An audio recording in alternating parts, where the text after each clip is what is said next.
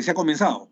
Es decir, primero el doctor Jaime Altaus, luego el doctor Ángel Delgado, luego el doctor Enrique Gersi y finalmente el doctor Martín Tanaka. Yo les agradezco muchísimo porque es un debate muy rico, hermoso, amplio, interesante, en favor del país, y creo que la Comisión de Constitución se enaltece una vez más con estos debates de gran altura y con gran sentido patriótico y académico.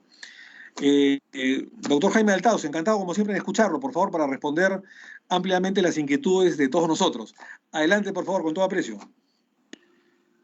Muchas gracias por poder participar, el privilegio, vuelvo a repetir, de poder participar en esta discusión que me ha parecido muy interesante, muy buena, y ojalá pueda rendir sus frutos en la decisión de introducir la segunda vuelta congresal junto con las elecciones presidenciales, introducir la elección congresal junto con la segunda vuelta presidencial para estas mismas elecciones.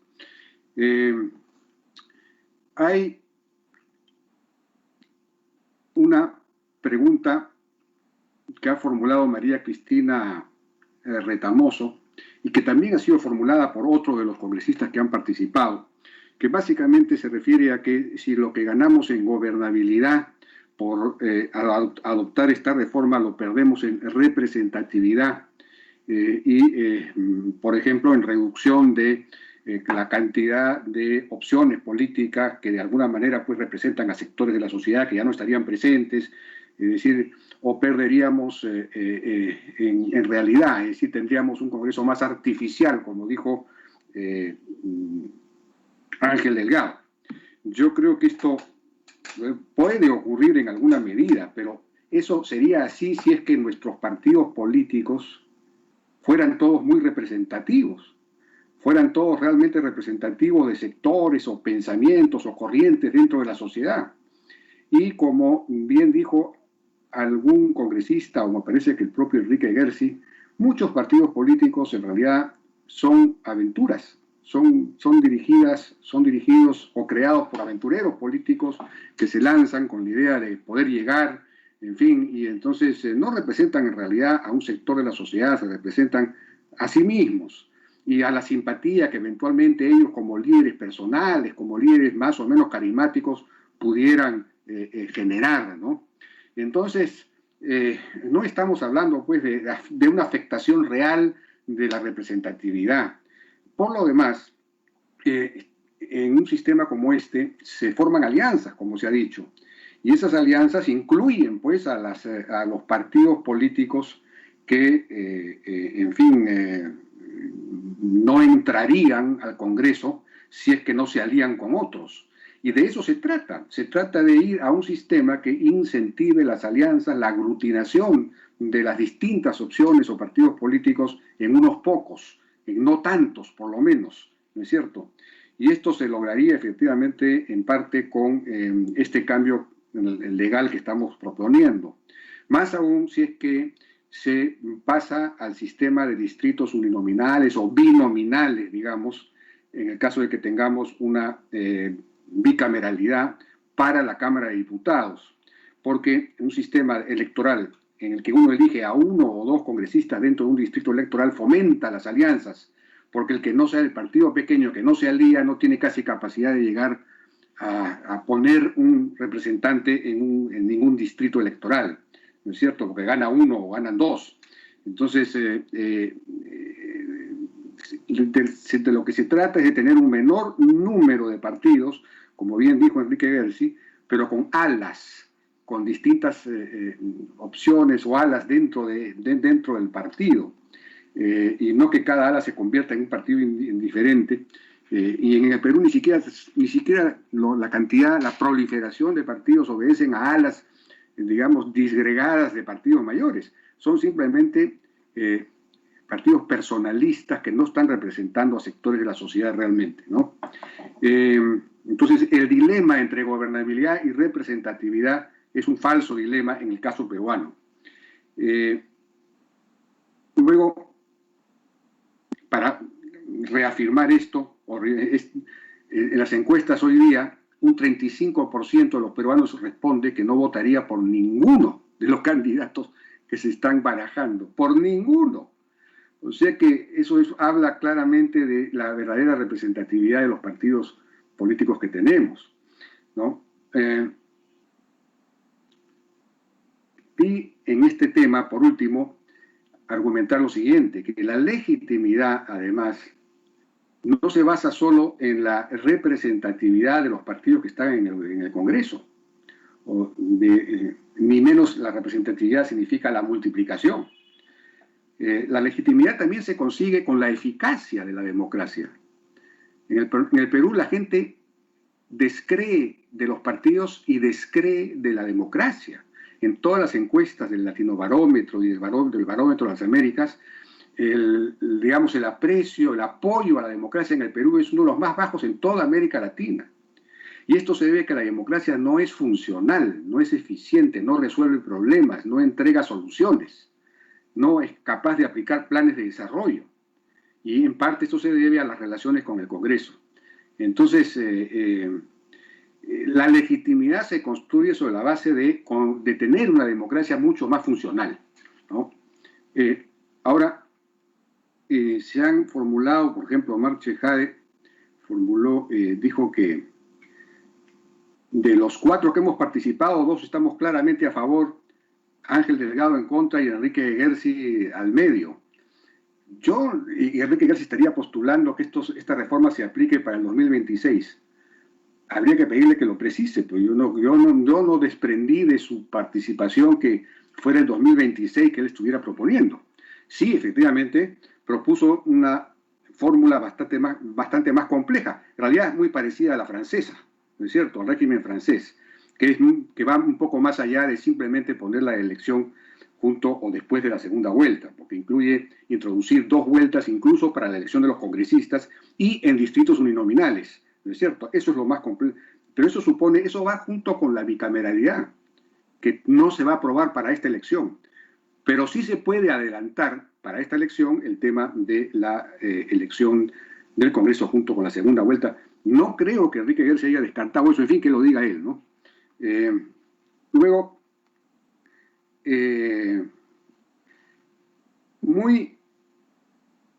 dice Omar Chejade, y de alguna manera lo han dicho otros también, que vamos a con este sistema pasaríamos de frente a un Congreso con solo 2 o 3 fuerzas. Además, se ha dicho incluso que 2 enfrentadas.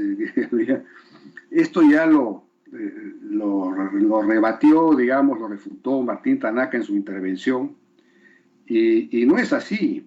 En Francia, por ejemplo, donde funciona el sistema a la perfección, con todos los incentivos para concentrar el voto, porque la elección del Congreso se da un mes después de la segunda vuelta, con distritos uninominales que también favorecen la concentración del voto.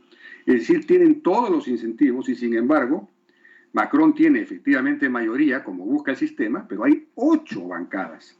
8 bancadas, que a mí me parecen demasiadas, pero en ese sistema que favorece, digamos, que tiene todos los incentivos para la concentración del voto, tiene 8 bancadas. Y la gente, en la medida en que las opciones que se presenten, los partidos que se presenten, tengan verdaderamente representatividad, es decir, tengan adhesiones reales, estén representando sectores ideológicos o sectores sociales o sectores regionales importantes, entonces en esa medida la gente va a votar por ellos en la segunda vuelta también, es decir, para el Congreso. Vamos a tener no 2, vamos a tener 4, 5, 6 bancadas. Lo que pasa es que el gobierno probablemente va a tener, con muchas más probabilidades, va a tener o la mayoría absoluta o la primera mayoría. Basta en realidad con la primera mayoría para tener un Congreso gobernado, un Congreso con el cual el gobierno se puede entender. Una primera mayoría importante ordena el Congreso, ¿no es cierto? Entonces, no estamos yendo pues a un escenario apocalíptico de 12 fuerzas que se enfrentan en el Congreso, no. Al contrario. Por otro lado, por último, una consideración importante. Un bipartidismo no es negativo. No estoy postulando que con esto vamos a ir al bipartidismo, porque no va a ocurrir así. Pero si así fuera, eso no sería negativo. En un bipartidismo, justamente lo que no hay es un enfrentamiento a muerte entre las dos opciones que llegan al poder, entre los dos partidos que disputan el poder.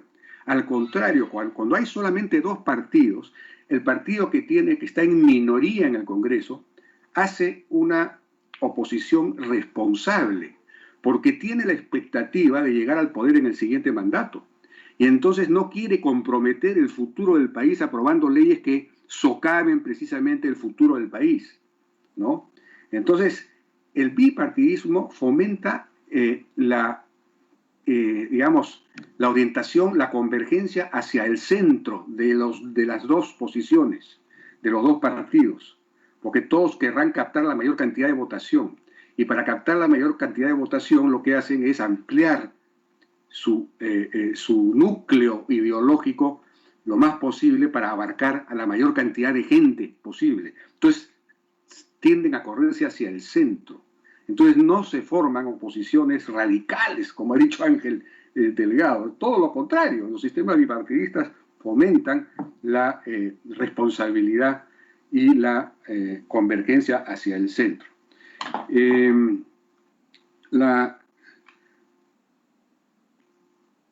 También los 24, dicho sea de paso, preguntó a Marche Jaez si los 24 o 22 partidos que se van a presentar ahora, si la elección fuera junto con la elección del Congreso fuera junto con la segunda vuelta, si es que los 22 o 24 partidos que se presentan, aun cuando sus candidatos no hayan pasado a la segunda vuelta, si ellos pasan a la segunda vuelta congresal. Claro que pasan, todos pasan a la segunda vuelta congresal. No hay ninguno excluido.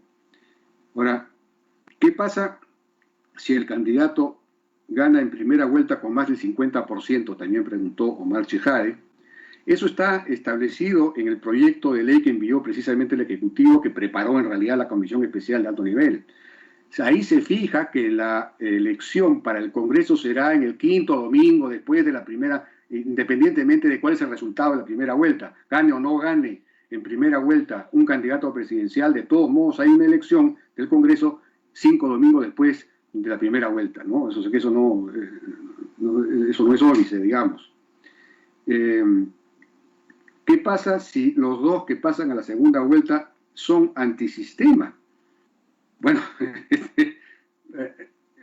bueno, eso sería muy raro, ¿no? Pero en fin, si así fuera, precisamente sería muy útil que la elección al Congreso se realice después de la primera vuelta, junto con la segunda vuelta. Porque entonces la gente que no es antisistema votará por las demás opciones, por aquellas que no pasaron a la segunda vuelta presidencial, ¿no? Entonces, en el Congreso se conseguirá un equilibrio, un balance a ese ejecutivo, digamos, antisistema que habría, ¿no? O sea que, al contrario, este sistema de elegir al Congreso con la segunda vuelta garantiza, o por lo menos, digamos, facilita que eso ocurra de esa forma, es decir, que se neutralice un resultado de esa naturaleza, ¿no?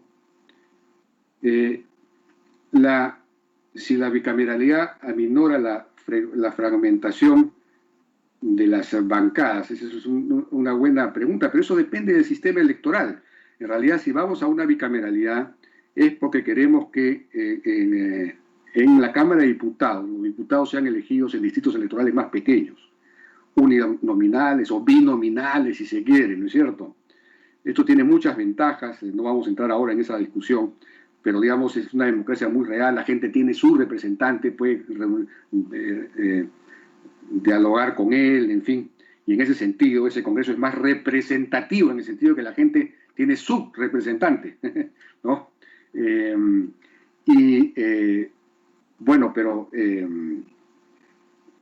digamos un sistema de distritos uninominales o binominales ayuda a la aglutinación, la agregación de los partidos, es decir, reduce la fragmentación partidaria, ¿no?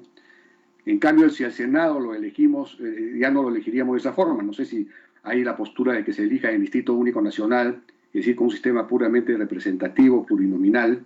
Entonces ahí sí se fomenta la fragmentación, ¿no? Entonces, quizás habría que ir a una cosa intermedia, elegir al Senado en distritos macroregionales, por ejemplo, ¿no? Para controlar de alguna manera la excesiva concentración. Y respecto a la idea que también planteó algún otro congresista de que el candidato a presidente postule al Congreso, me parece que lo planteó también la congresista Retamoso, que el candidato presidencial pueda postular al Congreso, la respuesta es sí. Eso sería fundamental, porque eso le daría al Congreso, como era antes, ¿no? Eso le daría al Congreso un peso político mucho mayor. El Congreso sería un foro político de discusión en donde están los líderes, los candidatos presidenciales, los líderes de los partidos. Entonces eso convierte al Congreso en un foro mucho más importante, en el cual incluso se podrían abordar cuestiones de mediano plazo como las que se planteó ahora, planteó un congresista respecto del Pacto Perú. Preguntó si es que esto no debería discutirse dentro del Congreso. Se podría con mucha más facilidad si efectivamente los líderes políticos estuvieran en el Congreso.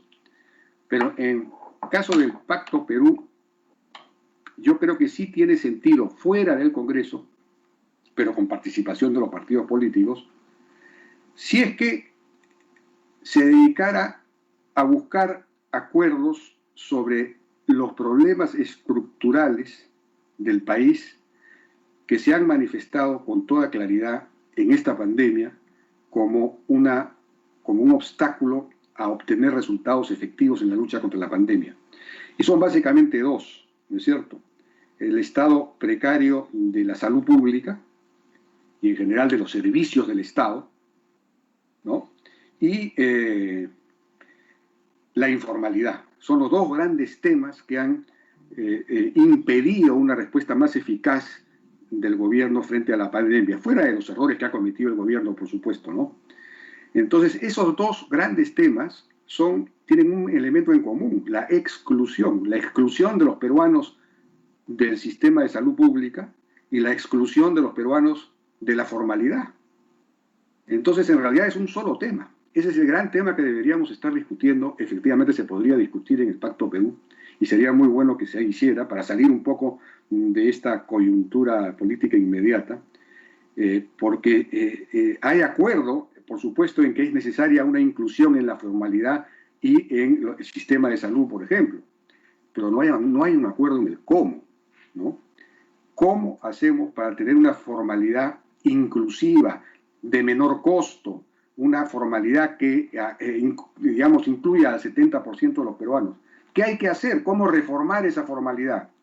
Eso es un tema de enorme importancia que debería ser el objeto principal del Pacto Perú, así como cómo hacer la reforma del sistema de salud para tener una salud mucho más inclusiva y mucho más eficiente, porque el sector salud ha tenido recursos.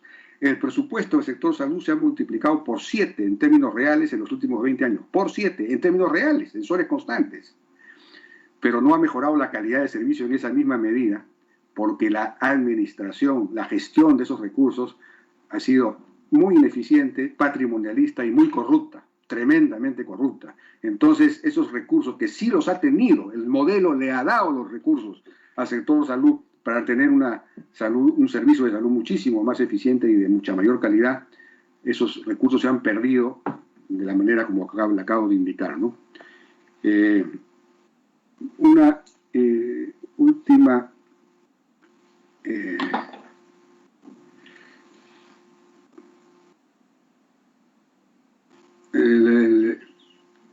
Carmen Omonte planteó el tema de las leyes, cómo mejorar el trabajo de las comisiones. Bueno, eso es un tema distinto, ¿no? Efectivamente, estoy de acuerdo con ella, tendrían que tener mucho más peso técnico, pero habría que crear en el Congreso una reforma que propuso, no sé si fue Alberto de Belaunde, de crear una oficina de análisis económico o de impacto regulatorio. Esto es absolutamente fundamental, ¿no? Y yo creo que eso le daría mucho más nivel al Congreso. Se planteó que las elecciones congresales fueran elegidas en fecha propia, pero anterior a las elecciones presidenciales, pero esto ya me parece que lo respondió Martín Tanaka, señalando que eso sería si el problema fuera que tenemos una concentración en 2 o 3 partidos, una partidocracia, y más bien queremos partir el asunto, queremos propiciar el ingreso de nuevos partidos. En el Perú tenemos el problema exactamente al revés, ¿no? En fin, hay varios que han preguntado, por ejemplo, Marta Chávez, si la elección del Congreso en segunda vuelta se haría solamente entre las 2 opciones políticas. Esto ya lo respondimos. Todas participan, todas las que participaron en la primera vuelta participan en la segunda vuelta. En fin, no sé si he podido responder a casi todas las intervenciones. Muchísimas gracias a los congresistas por la paciencia de escucharme. Muchas gracias a Jaime Altaus por su participación. Le agradecemos muchísimo, es un honor tenerlo. Le agradeceríamos que siga enganchado todavía en la plataforma, si hay alguna duda final. Vamos a terminar con el resto de los oradores. De todas maneras, sería bueno estar todos presentes por si hubiese, en el supuesto que hubiese una última duda final. Gracias, Jaime, por tu intervención.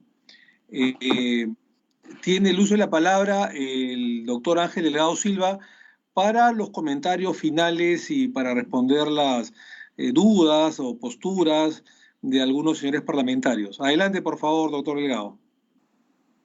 Sí, en realidad quiero que mis primeras palabras sean para agradecer este momento donde me siento muy a gusto de veras pudiendo debatir primero un tema tan importante y luego con las intervenciones juiciosas, profundas de aquellas personas que más allá de la discrepancia creo que tenemos el común propósito de atacar los problemas de nuestra frágil democracia todavía, y en este caso concreto, cómo superar la fragmentación partidaria y al mismo tiempo asegurar una mayor gobernabilidad, que más o menos son los ejes que han estado discurriendo a lo largo de esta importantísima discusión. Yo quisiera un poco precisar mi posición.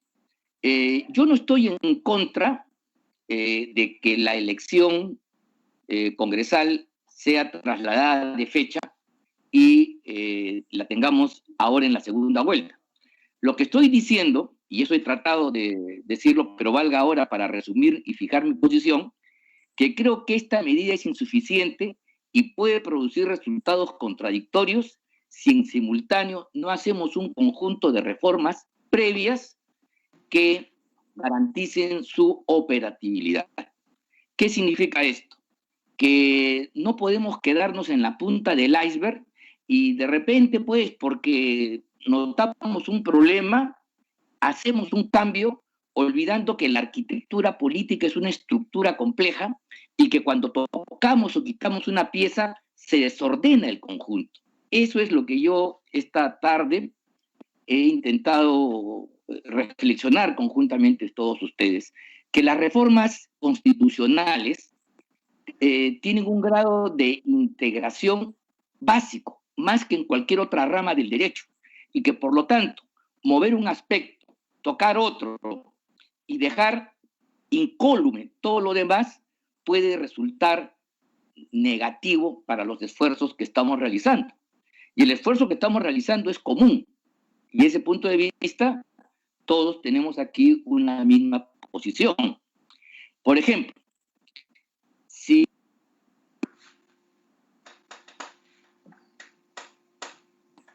han traído un conjunto de problemas y puede traer problemas hacia adelante, yo estaría, por ejemplo, de acuerdo con la posición de algunos congresistas que han dicho que lo mejor sería emancipar ambas fechas electorales y entonces ir a una elección diferenciada en 2 momentos distintos, con 2 procesos de inscripción también diferentes y que no sea parte de un solo trámite como es el día de hoy.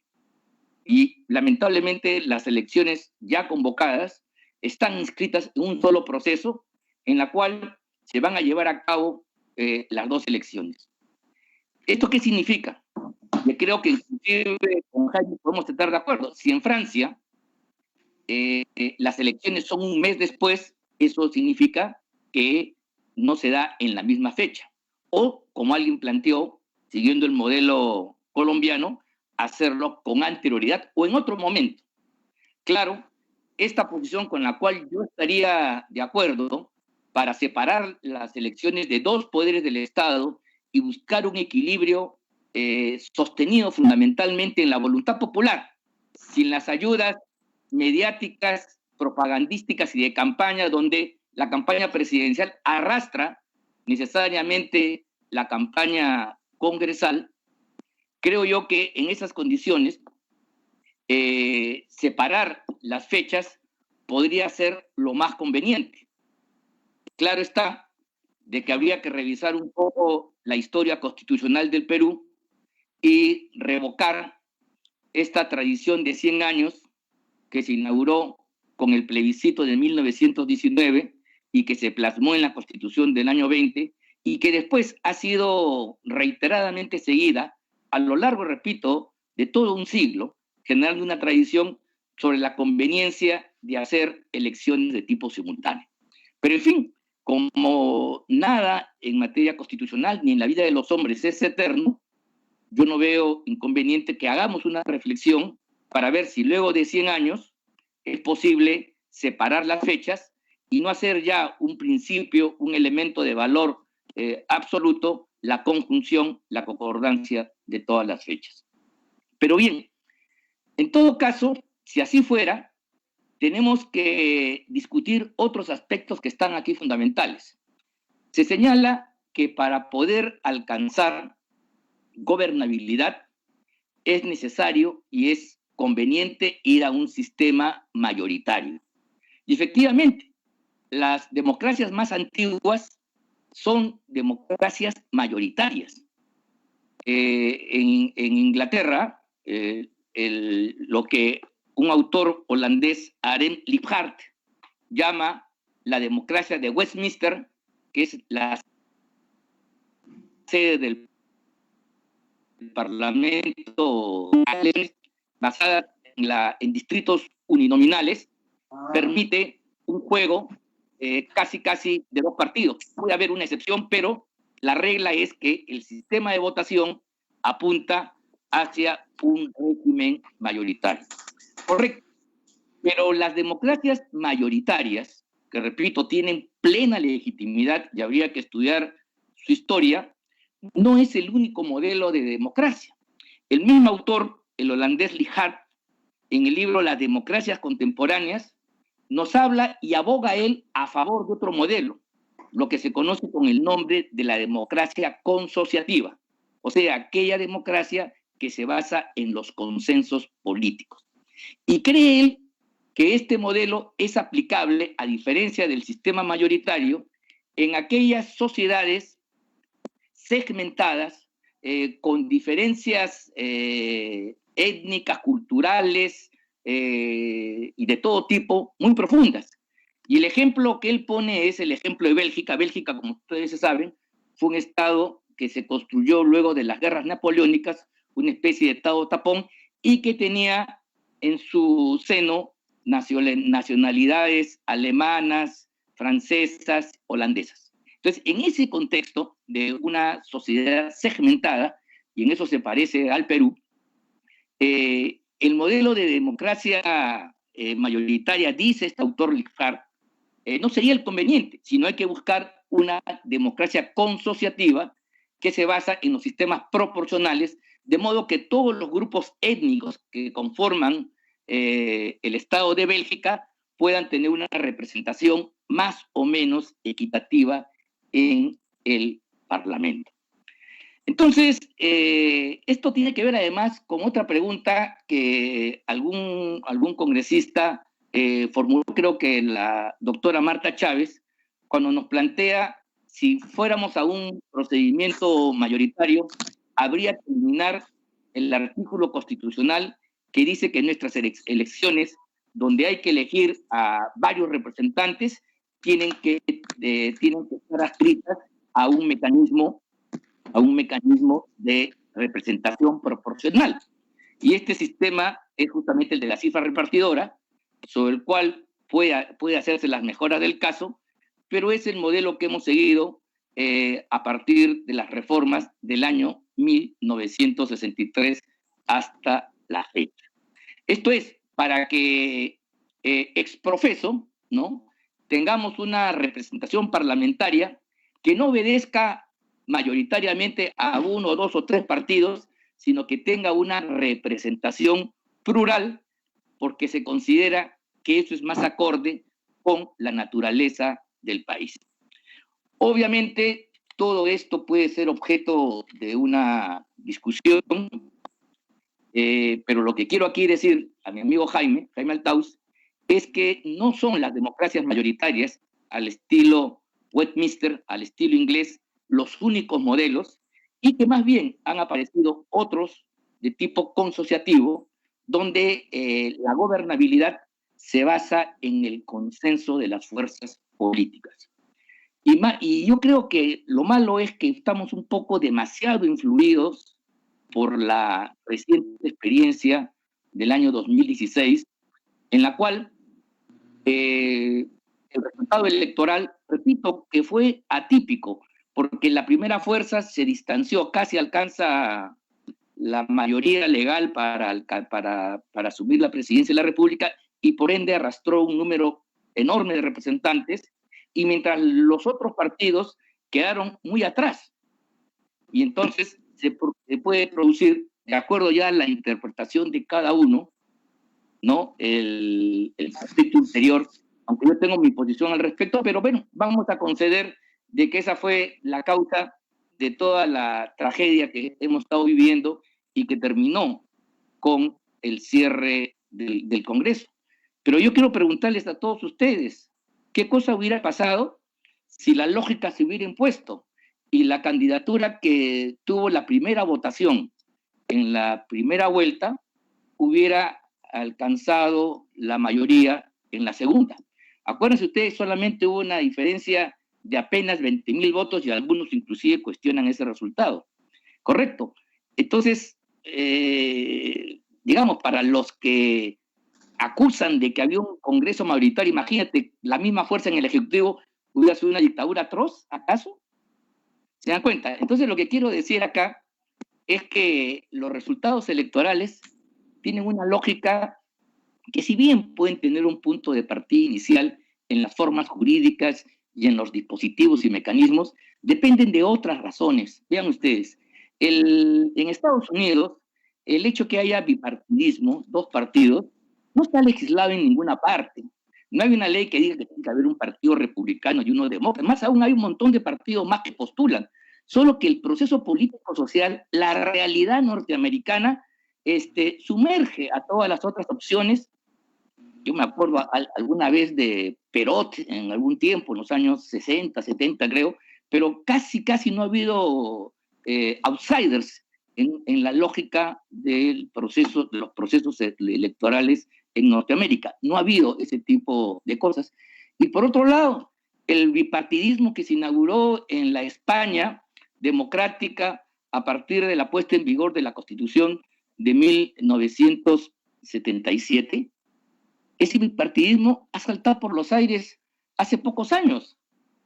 ¿Quién iba a pensar que la hegemonía del Partido Socialista y del partido no me acuerdo el nombre de los partidos alternativos, ¿no?, haya saltado y hoy día tengamos Ciudadanos por un lado y Podemos? O sea, tengamos una suerte de fragmentación que involuciona el régimen bipartidista. ¿Eso tiene que ver con la legislación, con el sistema de votos? No, señor. Eso corresponde a los procesos políticos en cada tipo. Como corresponden los procesos políticos, el hecho de creer de que el bipartidismo un poco garantiza una suerte de paz perdurable. Eso puede ser en una época determinada, inclusive en Colombia, como lo dijo Martín Tanaka, eso puede llegar al aburrimiento, al hastío, al cansancio, que casi las mismas fuerzas se van reemplazando en el poder sucesivamente. Pero hoy que la situación política se vuelve más crispada, en la principal democracia del mundo, en Norteamérica, la polarización está alcanzando niveles inalcanzables. niveles insostenibles, insospechables. Yo no sé si ustedes han seguido el proceso electoral norteamericano y han escuchado los discursos, las posiciones en las convenciones demócratas y en las convenciones republicanas.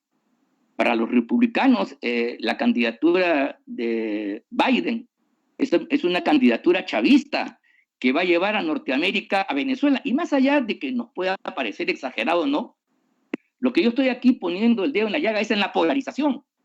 Polarización que incluso autores como Steven Levitsky y Daniel Ziblatt, en una obra ¿Cómo mueren las democracias?, sostiene, para sorpresa de todos, que la democracia norteamericana, tan acostumbrada a los grandes consensos de los grandes partidos históricos, ¿no?, ha entrado en una suerte de latinoamericanización.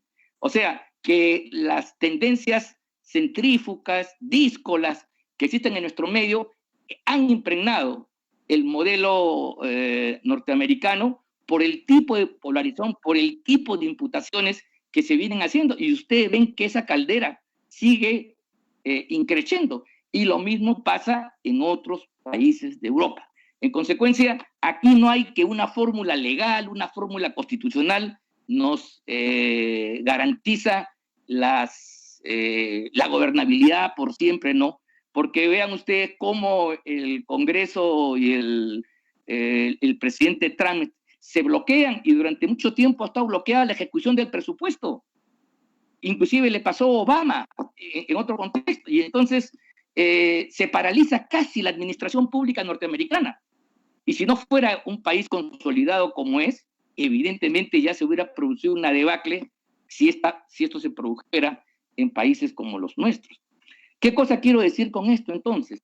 Que las fórmulas legales, las fórmulas constitucionales, los mecanismos que aquí diseñemos pueden ayudar sin duda alguna, pero no nos garantizan los resultados que queremos. Y por eso es un error plantear una suerte de reforma, además en este caso aislada, porque si a mí me plantean que este tipo de reforma tiene como correlato, por ejemplo, cambiar la fecha de elecciones, cambiar el sistema de los distritos múltiples por distritos uninominales, entonces yo sí puedo entender cierta lógica y hasta podría estar de acuerdo con la fórmula que nos plantea Jaime.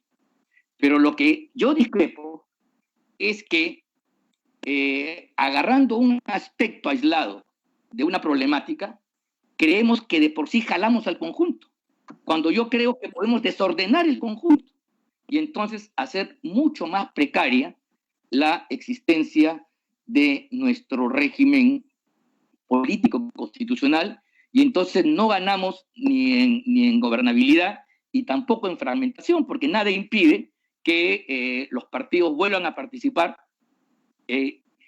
¿Por qué?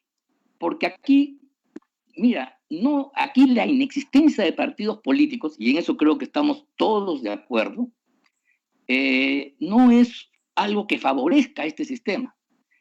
En los países de democracias consolidadas, los países del norte, uno analiza los cuadros electorales, uno observa cómo los partidos mayoritarios mantienen, incluso en las peores condiciones, un importante sector del electorado, que es un sector fiel, que es gente que se considera laborista de generaciones.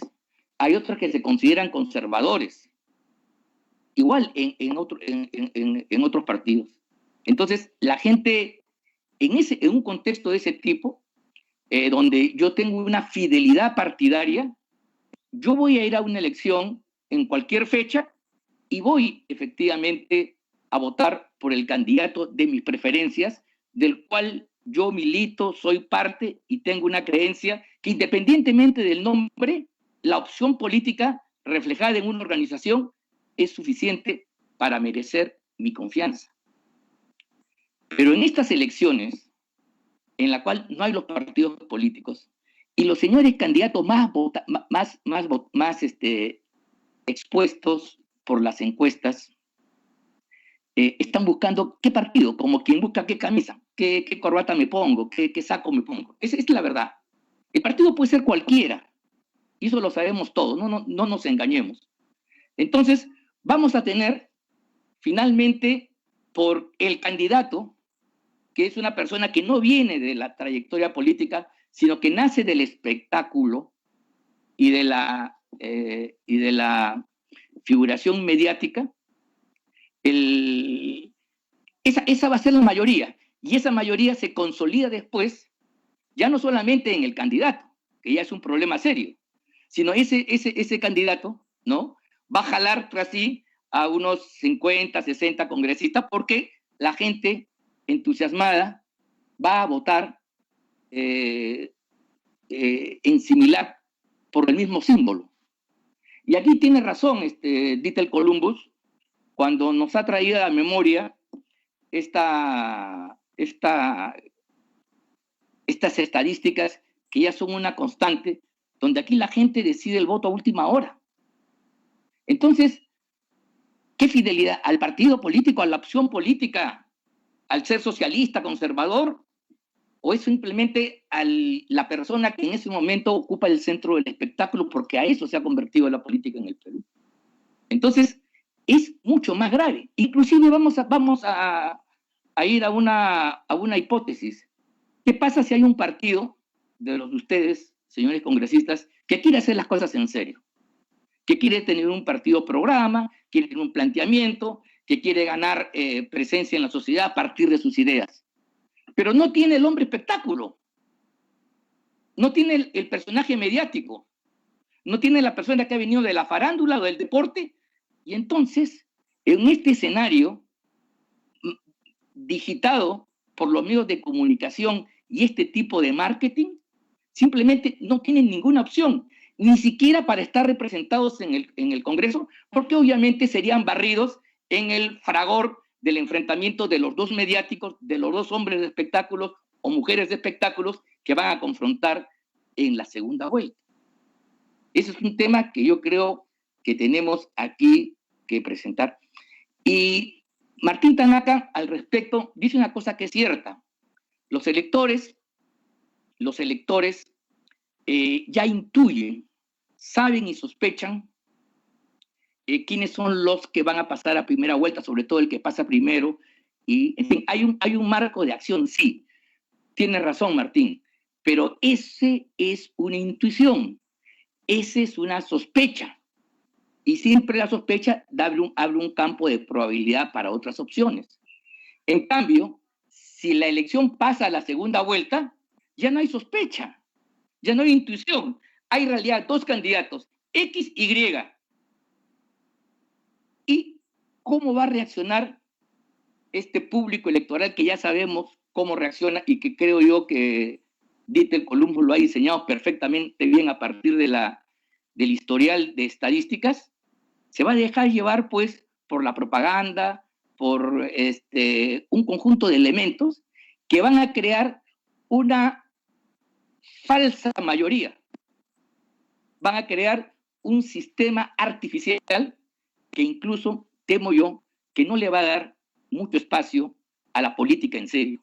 Entonces, en lugar de ser este mecanismo una forma de estimular para que partidos minoritarios, como por ejemplo muchos de ustedes que están participando ahora, se hagan conocidos con sus planteamientos y empiecen a ganar la atención del público, porque no la tenían, porque los focos de atención mediática están ubicados en otros, no van a tener ese espacio, porque la lucha electoral en la segunda vuelta no le va a dar espacio para que los discursos serios, los discursos alternativos, puedan competir con el fárrago, con la farra electoral que se va a gestar en esa segunda vuelta, por lo menos tal como la estamos viendo dentro de pocos meses.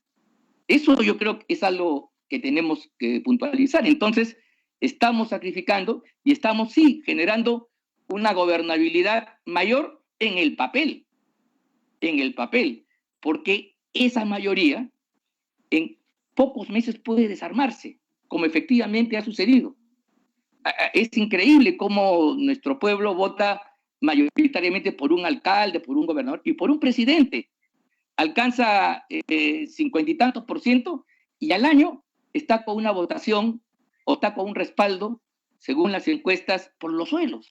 Esos cambios de opinión, esa que tiene que ver con la falta de solidez, de compromiso político y que hace que nuestra actividad política esté dominada por el espectáculo, por los medios de comunicación, y sobre eso se ha escrito demasiado para yo seguir aquí abundando.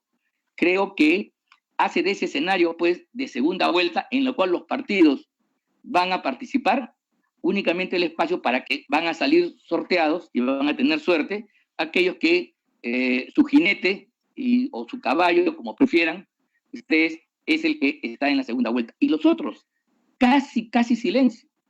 Casi silencio. Eso es ir a una elección absolutamente disminuida cuando toda la atención va a estar en votar por A o por B, por X o por Y.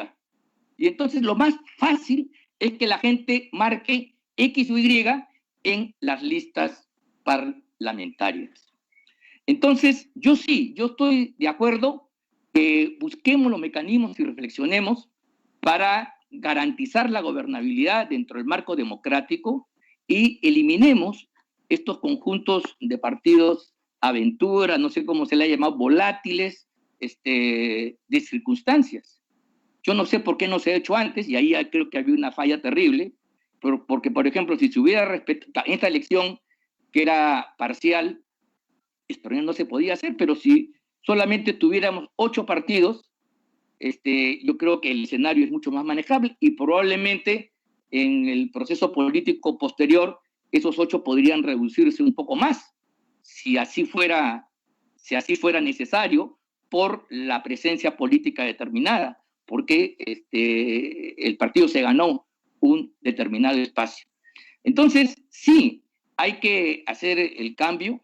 Yo creo que si sobre eso me preguntan, yo sería partidario de separar pues las fechas. Como en Francia es un mes después y en Colombia meses antes. Y también podría ser al medio. Tiene otros riesgos, tiene otros problemas, ya los he explicado, pero en todo caso vale la pena 100 años después repensar esto, por qué pasó en el siglo XIX peruano, qué pasó en las 2 primeras décadas del siglo XX peruano y sacar las conclusiones del caso. Entonces, yo creo que sí. Ahora bien, yo ante algunas otras preguntas que se nos han hecho, yo sí quiero decir de que es mejor tener un Senado elegido por el voto popular, ¿ya? Bajo la forma que sea, que entregarle este rol revisor a los jueces. Porque en efecto, siendo yo partidario de la existencia de un tribunal constitucional como corresponde a la modernidad, también creo, como todo, que tiene que tener determinados límites. De ahí yo coincido con Enrique Gersi, que es momento de ponerle punto final, y esto tiene que ser parte de una reforma, a este activismo jurisprudencial o judicial que tienen algunos magistrados.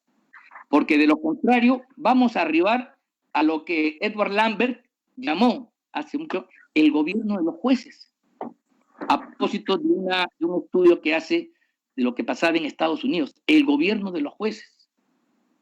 Y el gobierno de los jueces, ¿no?, es importante cuando su actuación está enmarcada en lo que dice el ordenamiento jurídico, el marco de la legalidad y la constitución. Pero cuando es extensiva y se van más allá de aquello que resulta razonable, el gobierno de los jueces resulta una tiranía. Estoy aquí recordando los combates que tuvo Franklin Delano Roosevelt de la Gran Depresión para hacer un conjunto de reformas que pudieran sacar adelante a Estados Unidos de la crisis, de apoyar a la población más necesitada, menesterosa, con políticas de apoyo. Y hubo enfrentamientos muy serios con el Tribunal Supremo de la Corte Suprema de Justicia, que tenía una mayoría reacia a estos cambios y reacia a incorporar la voluntad popular o las demandas populares en una política pública, declaraba la inconstitucionalidad de estas reformas. Y aquí quiero decir que cualquier semejanza solamente es eso, porque hay que analizar los contenidos en concreto. Entonces, mucho cuidado, señores, con el gobierno de los jueces, porque la democracia se basa en el pueblo soberano, en quienes han merecido un respaldo. Los jueces y los demás funcionarios, la administración, tiene su papel, pero también tiene sus límites. Y si alguien es soberano, es el pueblo, y ustedes son representantes de él. Ahora bien, Marta Chávez nos hace algunas preguntas sobre el tema de la eliminación de la reelección parlamentaria, y yo, por supuesto, he estado en contra, lo hemos dicho públicamente en varias oportunidades, pero no solamente por eso, sino porque esta fue el principio de una estrategia para ir debilitando al Congreso de la República. Y aunque este no es un tema de debate en esta oportunidad, y considero que, como en todo proyecto, hay cosas positivas, yo, del punto de vista principista, soy contrario a las reformas que se han producido bajo el mandato del señor Vizcarra, por dos razones. Primero, porque creo, con sinceridad, que se está desequilibrando el equilibrio de poderes, que es la herencia más importante de la tradición republicana, esa que ya está por cumplir casi 200 años. El equilibrio de poderes a mí me parece fundamental, y estoy en contra de que todas estas reformas o contrarreformas, si ustedes prefieren, se hagan en contra del Parlamento para favorecer la posición del presidente de la República. Este presidencialismo exacerbado, autoritario, es, como dicen algunos autores, la forma jurídica de las dictaduras del siglo XXI. Es lo que, a su manera, en Turquía el señor Erdogan ha hecho para debilitar al Parlamento de su país y concentrar más poderes en el presidente de la República. Es lo que ha hecho el señor Putin en Rusia, donde cambia la constitución para poderse elegir 10 años más. Por supuesto, claro, hay una elección donde dice que ha ganado por 80%, pero yo no sé si esos estándares democráticos nos parecen legítimos a nosotros. Una democracia, institucionalmente hablando, es aquella que preserva lo que Montesquieu dijo hace muchos años, el equilibrio de poderes, para que el poder controle al poder. Pero si se produce un desbalance, en este caso a favor del Ejecutivo, a favor del gobierno, a favor del presidente de la República, estamos rompiendo este importante equilibrio.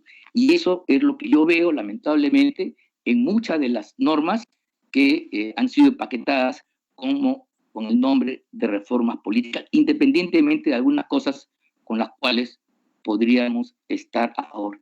Pero también estamos en contra de esas reformas porque se hicieron en un clima no constituyente, porque el presidente de la República, que de acuerdo a toda la tradición constitucional de Occidente, no es un poder constituyente, no es él el llamado a reformar la Constitución, se arroga para sí la posibilidad de plantear reformas, pero no lo hace como cualquier ciudadano, como cualquier entidad de la sociedad que plantea para que el Congreso, que sí tiene esta competencia, pueda revisar y llevarla a cabo, sino esta presentación va acompañado de una amenaza. Si ustedes no reforman la Constitución en el sentido que yo les digo, haré cuestión de confianza, lo haré una vez, 2 veces, para poder cerrar el Congreso. Yo quisiera preguntarles a todos ustedes, amigos que nos están escuchando, ¿qué les parecería si esta amable discusión que estamos teniendo y que creo que es un ejemplo de democracia, estuviera caracterizada por una imposición atrás que si no aprueban ustedes el cambio de fecha para la votación de las elecciones presidenciales, haré cuestión de confianza? ¿Sería eso dable? Ese clima de coerción puede ser lícito para desarrollar un debate constitucional? Creo que la respuesta es obvia y por esa razón es que yo estoy en desacuerdo con la mecánica y con el objetivo, más allá de algunas cosas puntuales en las cuales, por cierto, podríamos estar en desacuerdo. Creo que el debate constitucional sobre las formas de gobierno, cómo fortalecer la democracia, el tema de la gobernabilidad, el tema de la participación política, los partidos, cuántos, cómo son, tiene que tener el mejor clima, el cielo, lo que los especialistas llaman un momento constituyente, que hay que crearlo, que tiene que ser incluso una disposición espiritual de todas las fuerzas políticas para tomar en serio el cambio de nuestras reglas constitucionales, que son los pilares que dan legitimidad y gravidez a toda la estructura política del país, y nunca jamás bajo una suerte de coerción, que yo creo que eso es lo que sucedió gracias al señor Vizcarra, que hacía de la cuestión de confianza una institución propia de las democracias parlamentarias, del parlamentarismo, haciéndolo abuso en un régimen de naturaleza presidencial. Entonces, esas un poco son las respuestas. No sé si me estoy olvidando de algo en particular, creo que no. Decir, pues sí, que hay que proseguir con este debate. Esta es una gran oportunidad. Y mira tú, yo puedo estar en contra que se haga la reforma ahora para esta elección, pero sí tengo mucho más simpatía con la propuesta que hace Jaime en relación a cambiar la representación y repensar la posibilidad de cambiar el distrito múltiple por uno de tipo uninominal. Ahí sí podríamos tener otro tipo de correlaciones. Y por supuesto, cuando se instale un Congreso, cuando se instale, perdón, el Senado, que permita la beligerancia o la impetuosidad de una Cámara, pueda llevar a algún tipo de estropicio. Lo que nos decía Marta Chávez, ¿no? Que el propio Parlamento unicameral ya se acostumbró, pues lógico. Quien tiene un poder trata de afirmarlo, afianzarlo. Por eso la única forma es ponerle otra Cámara de similar categoría para que haga una función colegisladora y le dé a la legislación esa sapiencia, esa solidez, esa legitimidad que ahora lamentablemente no tiene. Y que peor se agrava con esta mala práctica, vean ustedes, de ya exonerar de los trámites de segunda votación, como se nos ha explicado acá. Entonces, sí, yo creo que en el debate podemos estar de acuerdo, no tanto en dar este paso, porque este paso solo creo que no nos ayuda mucho, nos puede traer más problemas. Incluso quiero aquí responder a lo que decía nuestro amigo Omar Chejade.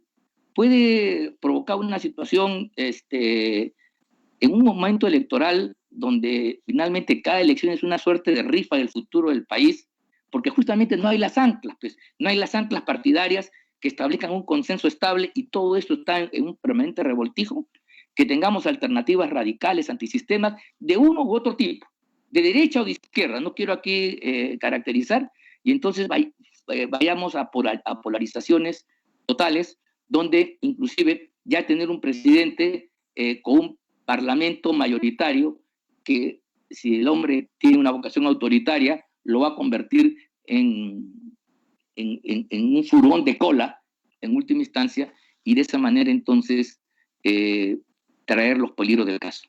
Por eso, yo con el tiempo, la verdad confieso que me he vuelto un poco conservador en estos asuntos, me da un poco de miedo la novedad y los cambios, porque creo que uno puede cambiar para peor, y eso le ha pasado al Perú. O sea, el cambio no es per se bueno, el cambio es para peor, y aunque parezca exagerado, el fondo es tan insondable que siempre hay espacio para seguir cayendo más y más.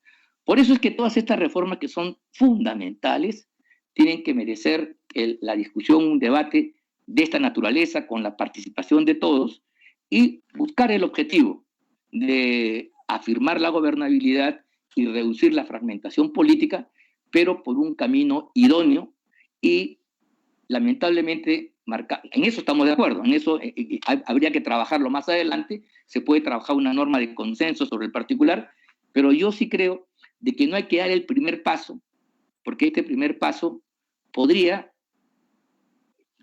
que además no tendría este correlato de reformas complementarias o necesarias para que ese paso tenga fundamento y sentido y consiga el objetivo, podría generar un desorden mayor, una polarización o quién sabe.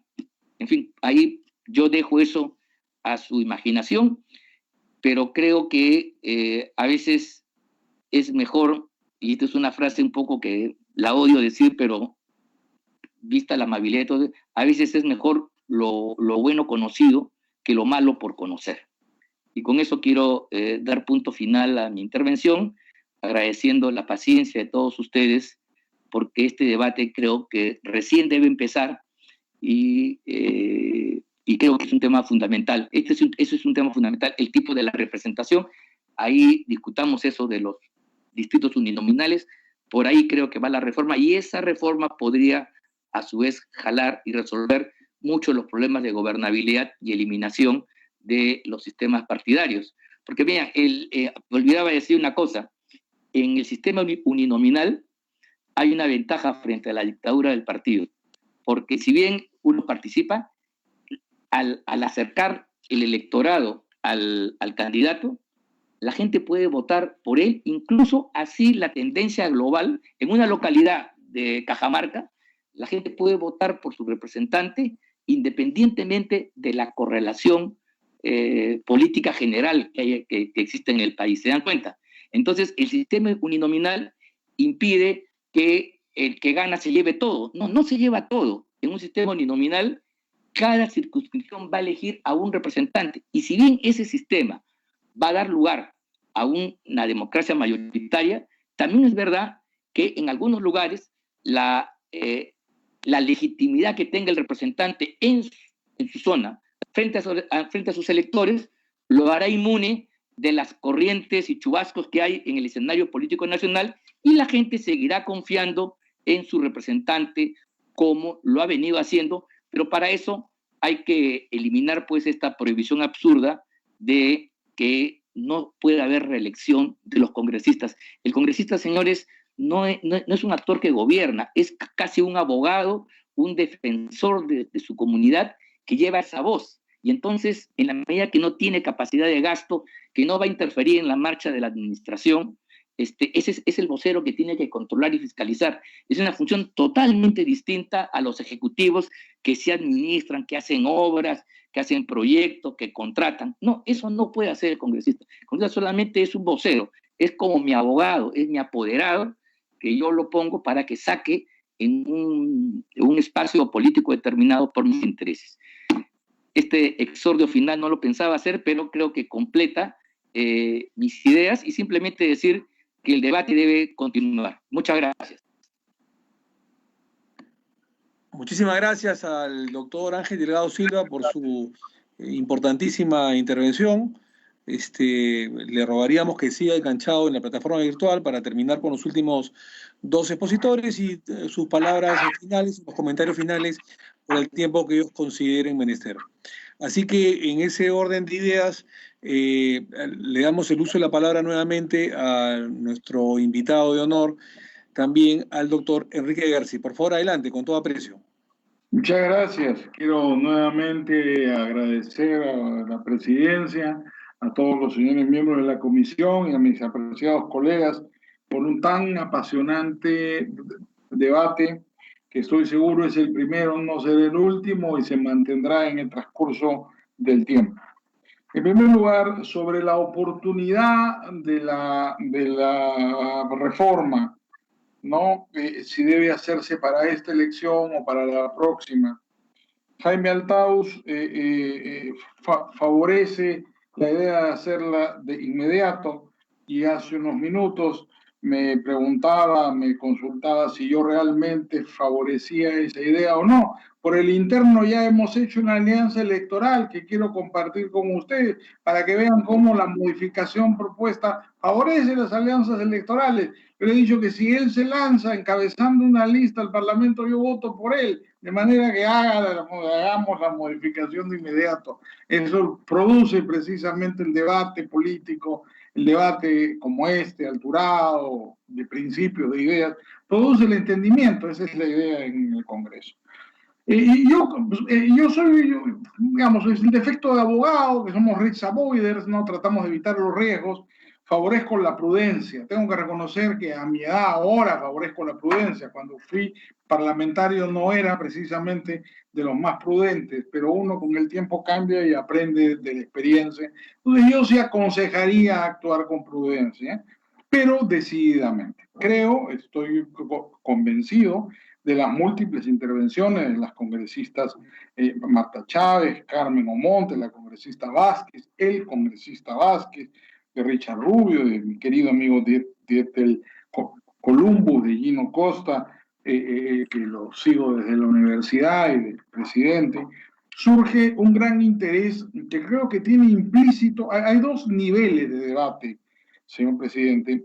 Uno es esta reforma, pero el debate permanente es la modificación de todo el sistema electoral, por lo menos respecto del Congreso, ¿no?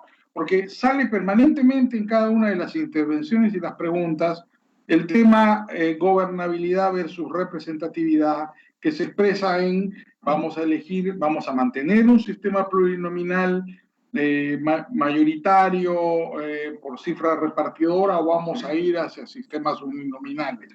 Coincido con el doctor Ángel Delgado, que me ha antecedido el uso de la palabra, creo que Jaime piensa igual que yo, en que es mejor ir hacia sistemas uninominales, que finalmente eso acerca al representante a la población, que es mucho más legítimo, que hace independiente al congresista del partido. Pero claro, esa es una reforma mucho más compleja que modificar simplemente la fecha de las elecciones.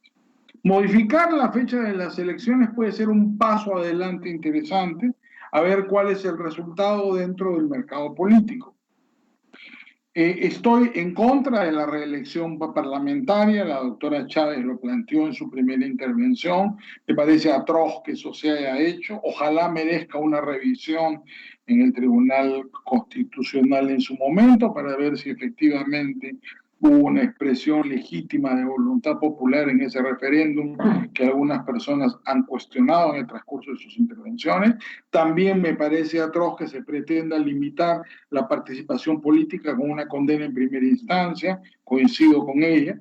Y como un punto que lo mencionó expresamente en su intervención, yo creo que hay que adoptar la fórmula colombiana respecto de la acción de inconstitucionalidad. En primer lugar, eliminar el plazo de caducidad. Esa acción, si algo es inconstitucional siempre. No puede tener un plazo de caducidad la acción de inconstitucionalidad.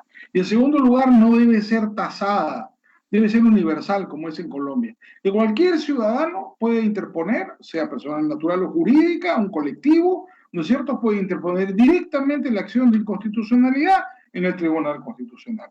¿Por qué 5.000 personas? ¿Por qué el defensor del pueblo? ¿Por qué un decano de un colegio de abogados? Y no un ciudadano. Si es inconstitucional, pues. Inclusive debería admitirse la posibilidad de una actuación de oficio del tribunal frente a una acción manifiestamente inconstitucional en una ley o en una ordenanza, que eventualmente podría ser también materia de su competencia. Respecto del Tribunal Constitucional, la congresista Omonte hizo algunas precisiones. Se ha convertido en un tribunal político y creo que es por la ausencia de un Senado, y eso forma parte de la discusión, ¿no es cierto? La bicameralidad, la manera de elegir al Congreso, es una discusión mucho más amplia. Yo también soy un partidario de una bicameralidad. Creo que falta una representación nacional en el país. Tampoco tenemos que complicarnos la vida. La experiencia ecuatoriana, aunque la constitución ecuatoriana no es la mejor de Sudamérica, tiene una experiencia interesante. Hay congresistas, ahí tienen un parlamento unicameral, pero relativo, porque hay congresistas que se eligen por lista provincial, lo que aquí serían nuestras listas normales, y parlamentarios que se eligen por lista nacional. Entonces, por ejemplo, una idea para restaurar rápido el Senado podría ser convertir la permanente en el Senado y haciendo que la permanente sea elegida por lista nacional, de tal manera que tendríamos de inmediato un Senado. En la práctica la permanente también se comporta como una especie de Senado en algunas materias. Convertir a la permanente en un Senado sin aumentar el número de congresistas, que es la principal objeción que ponen los enemigos de la bicameralidad, es que haya más legisladores. Aquí no se aumentaría el número, simplemente lo que hay, se elegiría una por lista nacional y otra por lista regional. El congresista Vázquez hizo mención a que todo el mundo vota ganador, pero eso es así en todos los sistemas y es muy relativo, porque es subjetivo, es una opinión subjetiva. Todo el mundo vota por el que cree que va a ganar, no por el ganador necesariamente. Y eso es así en todos los sistemas electorales. ¿Por qué? Porque el voto es algo que el ciudadano, como cualquier inversión, no quiere perder. Esta es una inversión política. Entonces el ciudadano quiere invertir en un candidato que va a ganar, en un candidato que él espera haga las mejores cosas que lo favorezcan y favorezcan a los suyos. Entonces es muy natural esa tendencia electoral que no la vamos a cambiar. Es el comportamiento típico de un elector en un sistema democrático. La pregunta de la tarde es la de la congresista Vázquez Chuquilín. ¿Gobernabilidad o legitimidad o representatividad? No son dicotómicas. Es perfectamente posible encontrar un sistema que los armonice y un poco estamos discutiendo de eso, ¿no? Si modificar simplemente un simple cambio en la fecha de elección, pasar a la segunda vuelta de elección del Congreso, reduciría los riesgos de fragmentación. Es muy probable que sí, que produzca los riesgos de fragmentación. ¿Afectaría la representatividad?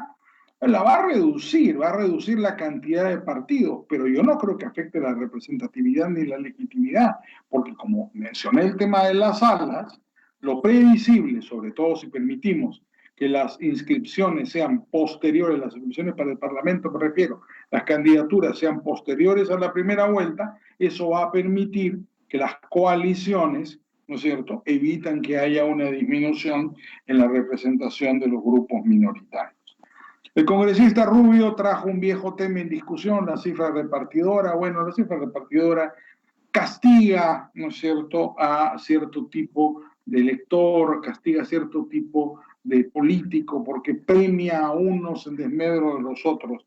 Creo que tal vez no es el mejor sistema y forma parte de una revisión general. Igualmente los comentarios del congresista Dietel Columbus para favorecer la participación popular.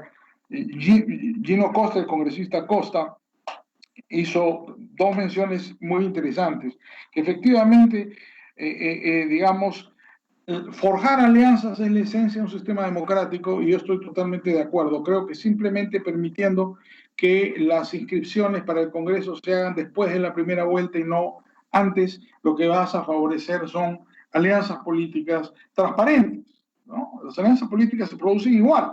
Yo creo que el interés de los ciudadanos es que sean transparentes, que sean públicas, que la gente sepa que se ha producido una alianza política con una agenda y vote por ello. Y el tema de la valla electoral es siempre una discusión. A mí no me gusta la valla electoral, yo la eliminaría por completo. Creo que la valla electoral produce situaciones absurdas, como congresistas que sacan 200 o 120 mil votos terminen no estando representados en el Parlamento porque su partido no sacó una votación a nivel nacional y él sí la sacó a nivel regional. Favorezco y prefiero por eso el sistema uninominal que elimina este problema. El congresista Ramos Zapata habló del Pacto Perú. Creo que el Pacto Perú es retórico fundamentalmente, es una estrategia. Naturalmente el que gana quiere tratar de unir a todos en un pacto, pero nunca han funcionado. Lo importante son gobiernos eficientes. La congresista Retamoso hizo una pregunta muy interesante sobre el presupuesto. No creo que esto recargue ni suponga mayores gastos presupuestales, porque simplemente es un cambio de fecha. No es que se está creando una nueva elección. No, lo que antes se gastaba en la elección congresal simultáneamente con la primera vuelta, ahora se va a gastar ya no en la primera, sino en la segunda. Yo no creo que haya ahí sino una redistribución, pero va a ser fundamentalmente de lo mismo. Y finalmente, para no dejar de contestar, por supuesto, las preguntas del señor presidente, coincido con él, si no hay segunda vuelta, igual hay que votar por el Congreso, sea porque renuncia o porque pasó en Brasil, me parece que murió uno de los candidatos. Entonces, igual tendrá que haber una elección parlamentaria, habrá que señalarla oportunamente en la ley cuando ella se apruebe, ¿no? Y el tema de la aprobación de la bicameralidad va a ser sumamente importante si se llega a eso, porque sí puede incidir mucho en el tema de la formación de grandes bancadas o la reducción de bancadas. A mí me tocó la fortuna de formar parte de un congreso bicameral con grandes bancadas, es decir, escuchar las polémicas en el congreso cuando se reunían ambas cámaras entre Luis Alberto Sánchez y Roberto Ramírez del Villar, era una maravilla. Es decir, el primero en hablar del reglamento de la época decía que era el senador más antiguo, era Luis Alberto Sánchez. Sencillamente, nadie le daba a Luis Alberto Sánchez 1 minuto, ni 5 minutos, ni 15 minutos. Sencillamente hablaba lo que le daba la gana. Podía hablar durante 1 hora y nadie lo iba a interrumpir jamás, porque era una delicia escucharlo. Y el diputado que contestaba, porque el segundo en hablar por el reglamento, el diputado más antiguo, era Roberto Ramírez del Villar, que se escuchaba, porque además los dos entraban en la esgrima retórica inmediatamente, porque la diversión de Bobby Ramírez del Villar, él decía que Sánchez hablaba de memoria y le anotaba, según él, los errores o las fallas en las citas. Entonces, cuando contestaba Ramírez del Villar, era una delicia ver a Ramírez del Villar, que nunca quiso salir de la Cámara de Diputados, porque decía que el Senado era muy aburrido, ¿no? Y a él le gustaba el pleito. Entonces, él estaba en la Cámara de Diputados, agarrarse en una esgrima verbal con Sánchez, de verdad, eso es una escuela de democracia. Era una maravilla. Yo no tenía 30 años de edad, estaba sentado ahí, no podías abrir la boca, no había forma, digamos, no es que nadie te lo impidiera, simplemente mejor era escuchar, porque estabas teniendo lo que nadie te había enseñado nunca de política y tenías delante tuyo a monstruos de la política peruana. Me tocó estar en un congreso en el que estaba Jorge del Prado, Javier de Díaz-Canseco, Ricardo Letts por la izquierda. Ricardo Letts se hizo íntimo amigo mío hasta hoy, pobre, está bastante enfermo. Eran unos líderes y unos asambleístas extraordinarios. Estaba Roberto Ramírez del Villar, Manuel Ulloa, Felipe Osterling, tremendos congresistas, gente de un nivel altísimo. Ya no te digo por el APRA, liderado por Armando Villanueva. Entonces teníamos, en realidad era un parlamento europeo, era un parlamento de lujo. Eso se perdió. Y creo que se perdió porque los mejores dejaron de participar en política. Yo creo que el Congreso y la comisión que preside usted, señor presidente, y que integran todos los distinguidos señores congresistas que han sido tan amables en invitarnos, están buscando precisamente eso, ¿no? Que recuperar, atraer a la mejor gente, que sean los mejores estudiantes, las mejores chicas, los mejores chicos, la gente que participe activamente en política, que haga política, que ame a su patria. Y esto ya hemos tenido un Congreso de primer nivel, era un Congreso bicameral de primer nivel. Eso es posible de recuperar. En el Perú la política no era una desgracia, no era una cueva de ladrones, era gente magnífica, de un altísimo nivel que amaba a su patria, cada uno con su punto de vista, cada uno rebelde en su punto de vista. Me tocó, por suerte, estar en la Comisión Bicameral de Presupuesto, y como yo era el calichín, me sentaban al lado del más viejo, que era Carlos Malpica. Y me hice íntimo amigo de Carlos Malpica. Claro, yo era un liberal y Carlos Malpica tenía una posición totalmente opuesta a la mía. Pero le caí en gracia a Malpica, según él contaba, porque en la primera sesión le dije, tío, invítame agua, y se mató de risa que este chico faltoso le dijera tío, ¿no? Y Malpica, que era un hombre severo, tajamarquino, muy austero, le pareció muy gracioso que un diputado joven le dijera eso y me sirvió un vaso de agua con la cara. Hicimos una gran amistad. y aprendí una barbaridad de la izquierda. Es decir, de quien más aprendí en la comisión bicameral fue de Carlos Malpica, porque me enseñó a leer el presupuesto y me decía, mira, acá está la trampa, ¿no es cierto? Esta es la partida que tienes que leer, no pide el mamotreto, no te dejes guiar por la ley. Y me comenzó a enseñar cómo ser parlamentario. Eso no se puede perder. Uno tenía sus posiciones, cada uno tenía su grupo político, votaba de acuerdo con sus convicciones, pero había no solamente una actitud responsable, sino la gente que quería su país desde su punto de vista y que no tenía ningún problema, si era de izquierda, sentarse con un chico de menos de 30 años de derecha a decirle, mira, así se hace, así se legisla, así se vigila, tienes que mirar esta partida, acá están los trucos, acá siempre viene un torpedo. Eso es de un valor maravilloso y yo creo que eso lo tiene que recuperar el Congreso. El Congreso es la gran escuela de democracia, es la gran universidad en la que todos los jóvenes que tienen una aspiración política tienen que volcarse y permitírseles trabajar para el desarrollo y el bien de toda la patria. Por eso yo saludo enormemente una iniciativa como esta, favorezco la discusión, cuenten conmigo para lo que sea necesario y espero muy sinceramente que la presidencia, que la comisión bajo su presidencia, señor, debata este tema y ojalá introduzcan otras modificaciones más para devolverle al Congreso la fuerza, la energía y la prestancia que siempre debe tener como el centro del Estado de Derecho. Muchas gracias nuevamente y un fuerte abrazo para todos. Muchísimas gracias al, casi le digo diputado, al doctor Enrique Gersi. La verdad que el Congreso lo extraña bastante, la verdad que sí. Y en verdad ha sido muy provechosa su ilustración, no solamente por el tema de lo que estamos discutiendo el día de hoy, si pasamos la discusión y la votación y la elección del Parlamento a la segunda vuelta, sino también el tema del Senado, ¿no? Nos ha encantado haber haber mencionado esos nombres de diputados y senadores de esa época. Yo cuando niño también me enamoré del Congreso escuchando los debates parlamentarios cuando era niño hasta la 1, 2 o 3 de la mañana, ¿no es cierto? Con todos los nombres y más de los que usted ha mencionado. Así que le agradecemos mucho, doctor Gersi, porque además alimenta la discusión de lo que va a venir dentro de poco, que es justamente el retorno de la bicameralidad del Senado. Así que ha sido muy ilustrativo. Gracias por su participación, le tenemos mucho aprecio. Y claro que sí, lo seguiremos invitando próximamente a debatir estos temas que enriquecen y enaltecen la discusión, no solo de la Comisión de Constitución, que nos honra dirigir, sino también del Congreso de la República. Así que lo agradecemos nuevamente y invitamos a poder quedarse unos minutos más para terminar de escuchar al último orador, que es Martín Tanaka. Muchas gracias, doctor García.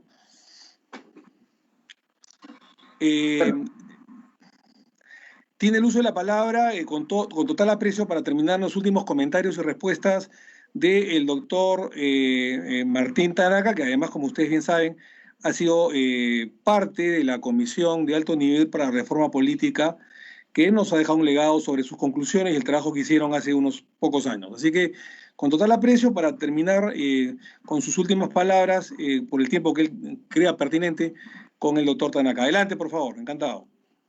Bueno, muchas gracias, doctor Chejade, ya siendo esta la última intervención, agradecerle mucho por la invitación y a todos los miembros de la comisión. Bueno, quisiera agradecerle explícitamente a la doctora Marta Chávez por hacer la aclaración esta de que en la Comisión de Reforma Política no fuimos los que propusimos la prohibición de la reelección parlamentaria, y concuerdo con lo que se ha dicho aquí, que fue un error y que es algo que debería revisarse en el futuro, ¿no?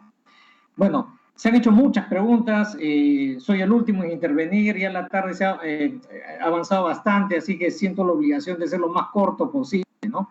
Entonces, yendo directamente a los puntos que se han señalado, creo que en efecto, ya se ha dicho, hay un dilema entre gobernabilidad y representación.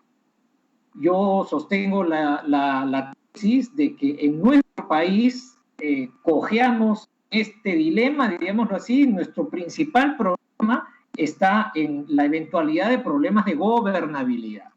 Ya lo he dicho, el porcentaje de votación que obtienen los partidos en la elección de 2016 y en la elección de 2020 muestra una tendencia declinante. La tendencia a la fragmentación muestra una tendencia ascendente.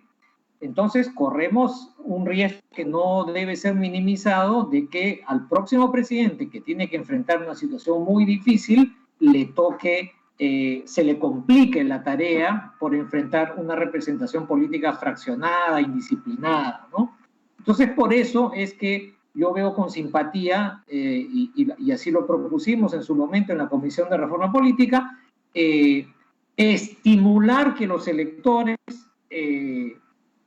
digámoslo así, busquen las alternativas más consolidadas, más fuertes, haciendo simultánea la elección del Congreso con la de la segunda vuelta presidencial, ¿no? De manera tal que efectivamente los electores tendrán más información y decidirán qué hacen con su voto. Decidirán si optan por los que están de finalistas, digámoslo así, en la segunda vuelta, o de repente dicen, no me gustan uno de ellos dos y tengo que optar por alguno de los grupos que no entró a la segunda vuelta, ¿no es cierto? Dije en mi anterior intervención que la experiencia que nosotros tenemos es que los electores a través de las encuestas de opinión tienen cierta intuición de qué candidatos van a pasar a la segunda vuelta y aún así tenemos 6, 7, 8 bancadas representadas en el Parlamento. Tenemos que Alianza para el Progreso en el 2016, en la elección de 2011,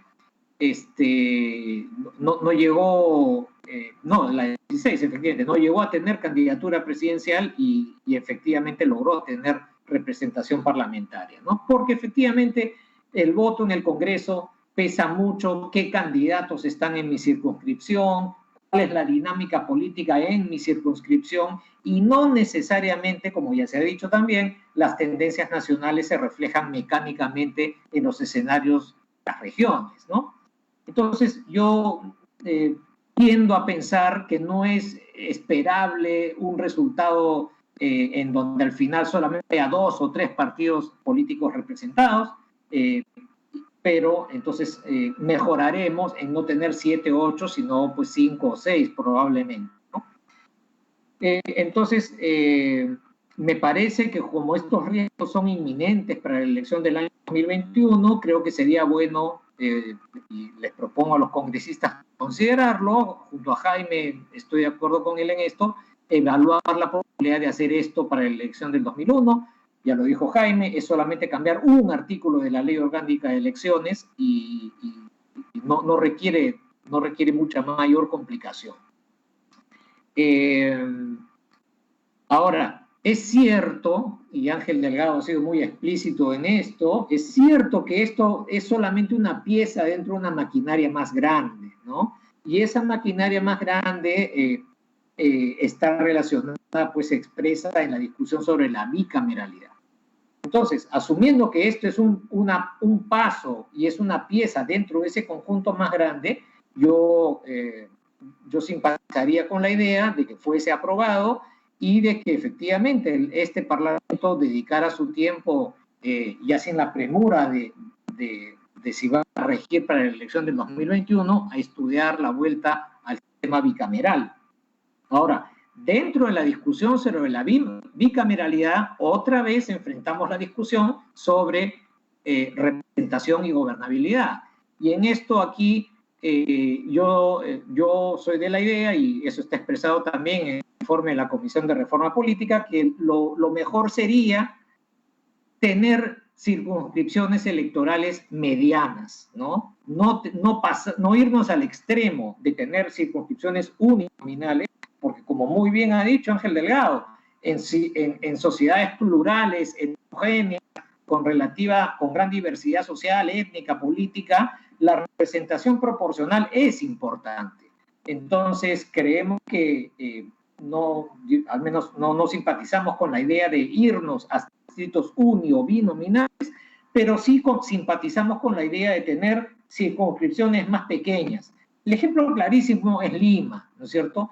No es viable la representación política con una circunscripción de 35, 34, 33 representantes, ¿no es cierto?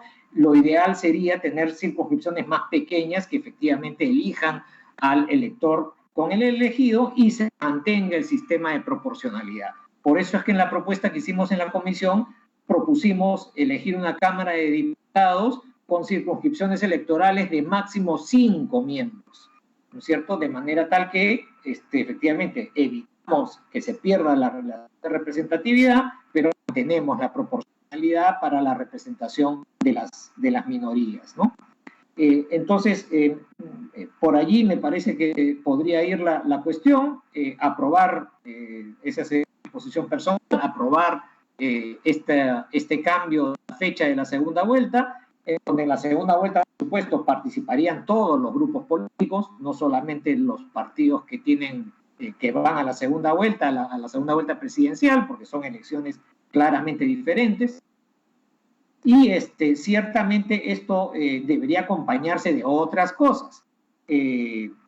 Por ejemplo, los cambios que se puedan hacer y las mejoras que se puedan hacer en el reglamento del Congreso. Ya se ha dicho por varias representantes y representantes. Por ejemplo, esto de exonerar de segunda votación, esto de no fortalecer el trabajo de las comisiones, esto de no hacer que la asesoría parlamentaria descanse sobre bases de bancadas y no tanto de parlamentarios individuales, desincentivar el transfugismo, propiciar la mayor fortaleza de las bancadas. Todo eso va a ir como medidas complementarias en la misma dirección. En la misma dirección también, por supuesto, la eliminación del voto preferencial y otras medidas.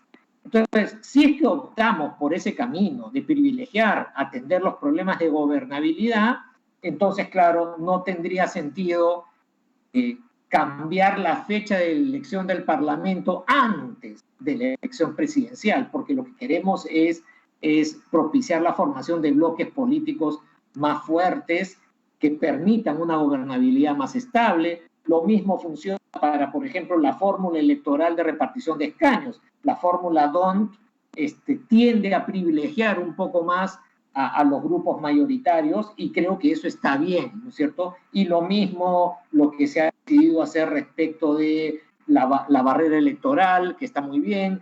Lo mismo también en esa misma dirección va esto de que si tú no te presentas a las elecciones y no obtienes un mínimo de votación y no demuestras ser representativo, deberías perder la inscripción, ¿no es cierto? Entonces, todas estas medidas, si persistimos en ellas, a mediano plazo, ojalá pudiera acercarnos a esto que Enrique Gersi mencionaba al final de su intervención, ¿no? Partidos políticos más fuertes, renovados, con liderazgos más sólidos, con capacidad de convocar al entusiasmo y a la adhesión de los jóvenes y de los ciudadanos, ¿no? Y bueno, muchas gracias. A usted las gracias, doctor Tanaka. Ha sido un honor también tenerlo en la sesión de la Comisión de Constitución. Ha visto que hasta ahora, y no acabamos, porque tenemos otro último punto en la agenda, tenemos ya más de 5 horas, digamos, 5 horas y media, digamos, en la sesión. Ha sido una sesión muy productiva, muy rica, muy académica, en que ha enaltecido con la presencia vuestra y los comentarios de todos. Él ha realzado a la Comisión de Constitución y evidentemente al Parlamento de la República con temas que son de Estado, que tienen una visión de Estado y que tienen una visión absolutamente nacional y de temas trascendentales, institucionales, de visión del país y la marcha del desarrollo constitucional que debe tener nuestro Perú. Así que yo quedo muy contento, al igual que todo el pleno de la Comisión de Constitución, los 24 señores y señoras parlamentarios.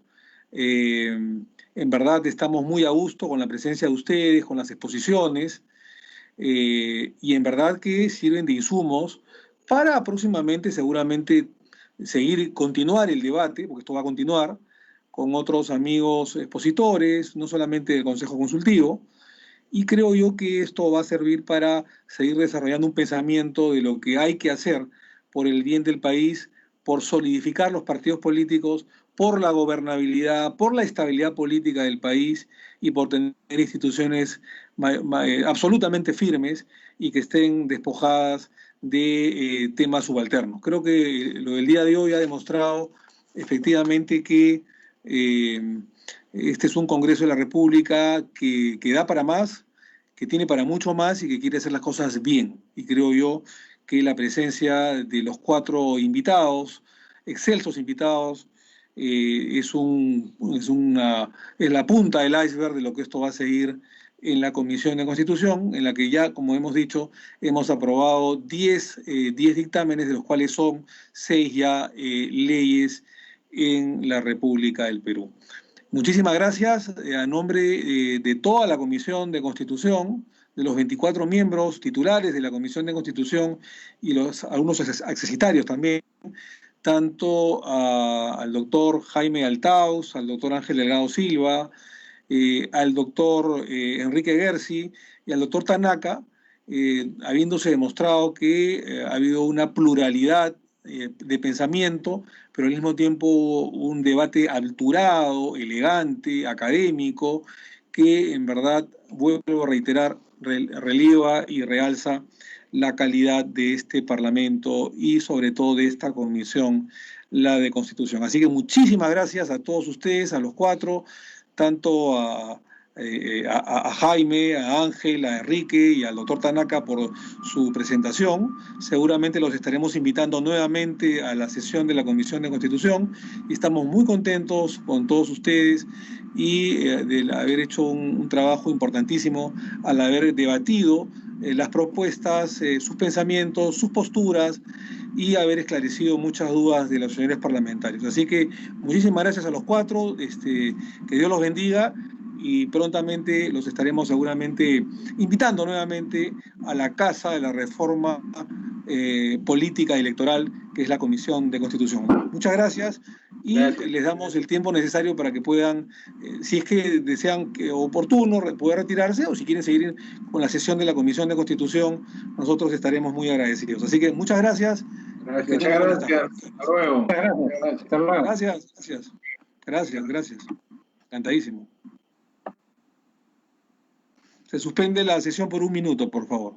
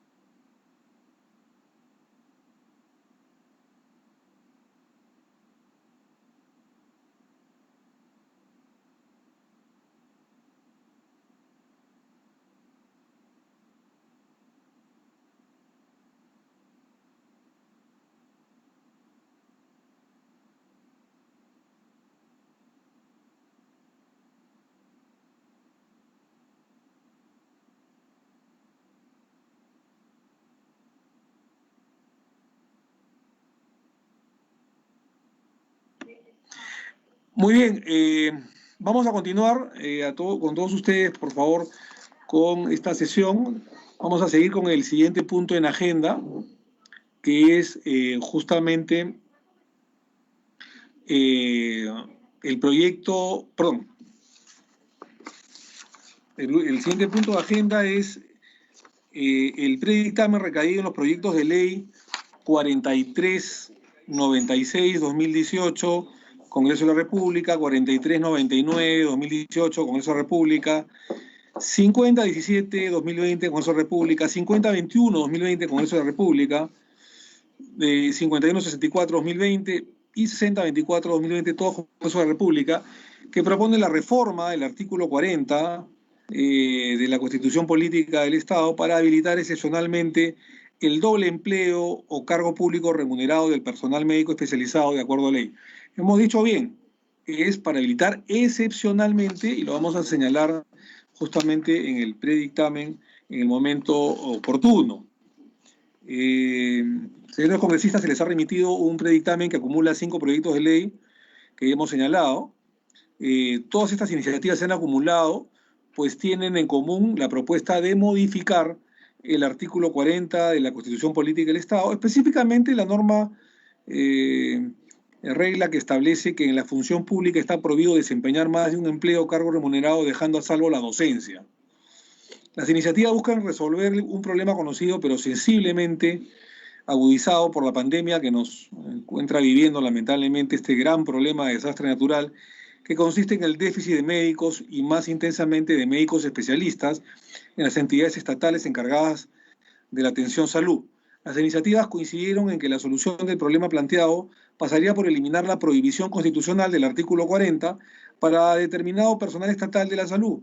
No obstante, difieren en temas importantes. ¿Qué personal de la salud estaría exonerado de la prohibición? Si se ejecuta en todo el territorio nacional o si se levanta la prohibición de manera temporal, entre otros aspectos en el predictamen en comento. Para que en la comisión pudiese formarse opinión y con miras a la elaboración del presente predictamen, en la sesión del 5 de agosto se escuchó la sustentación de los autores de las iniciativas presentadas hasta ese momento, y en la misma fecha escuchamos la exposición técnica de la Autoridad Nacional de Servicio Civil Servir, así como también del constitucionalista y exdiputado Carlos Blanca Bustamante. Asimismo se solicitó la opinión de los Ministerios de Salud y Justicia, como Defensoría del Pueblo y Colegios Médicos del Perú, de los cuales se recibió la opinión general del Colegio Médico.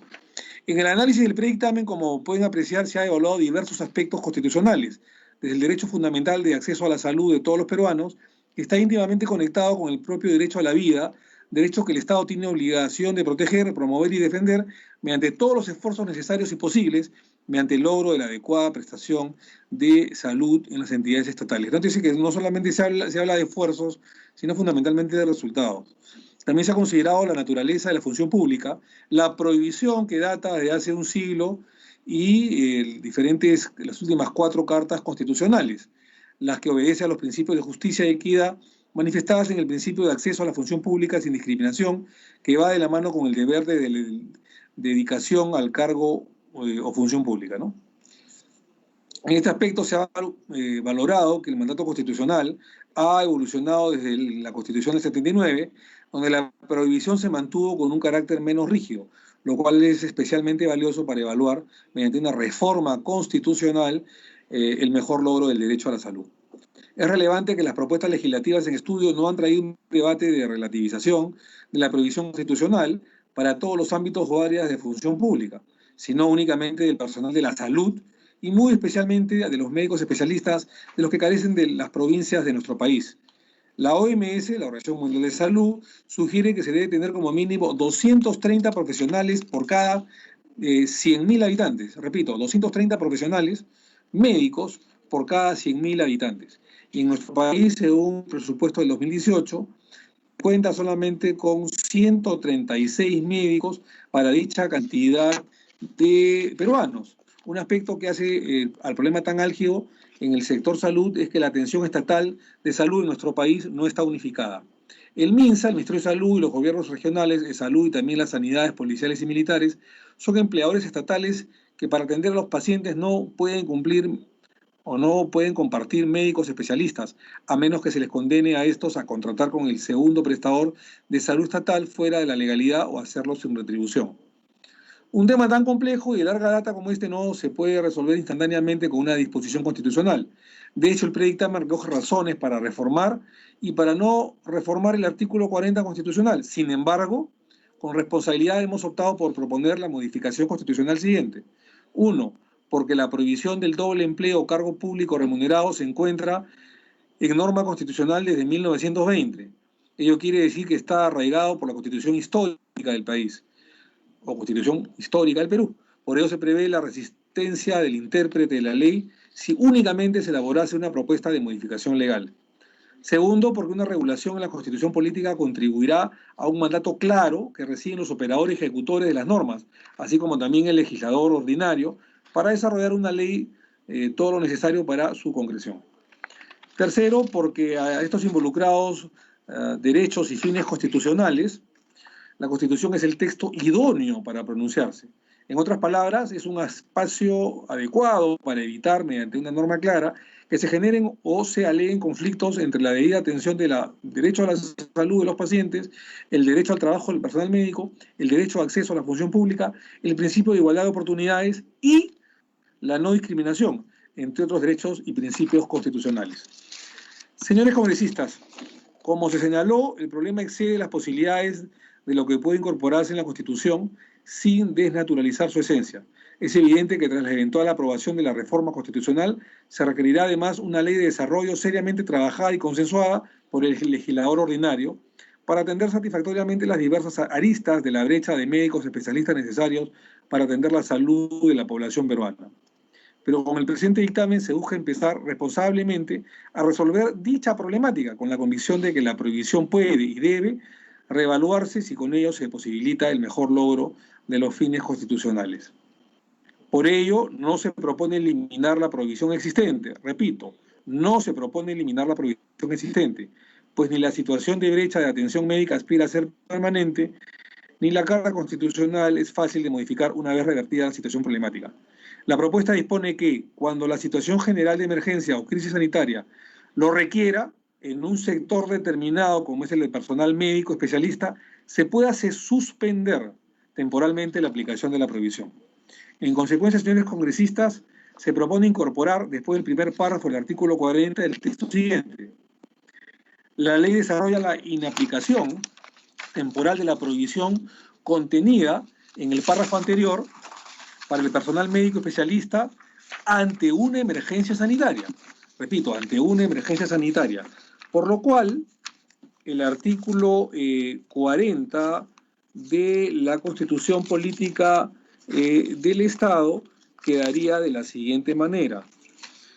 La ley regula el ingreso a la carrera administrativa y los derechos, deberes y responsabilidades de los servidores públicos. No están comprendidos en dicha carrera los funcionarios que desempeñan cargos públicos o políticos o de confianza. Ningún funcionario o servidor público puede desempeñar más de un empleo o cargo público remunerado, con excepción de uno o más por función docente. En este tema comprendería entonces este párrafo que diría: la ley desarrolla la inaplicación temporal de la prohibición contenida en el párrafo anterior para el personal médico especialista ante una emergencia sanitaria, por lo que ante una emergencia sanitaria como específicamente para la atención de los médicos profesionales en una emergencia sanitaria por un tiempo determinado. Este es el texto, colegas congresistas, el predictamen que se les ha enviado a todos ustedes, el predictamen, y que en todo caso exhortaría a debatirlo el día de hoy antes de su posible votación. Entonces, si algún congresista de la República quiere hacer uso de la palabra, este es el estadio procesal parlamentario correspondiente para poder hacerlo.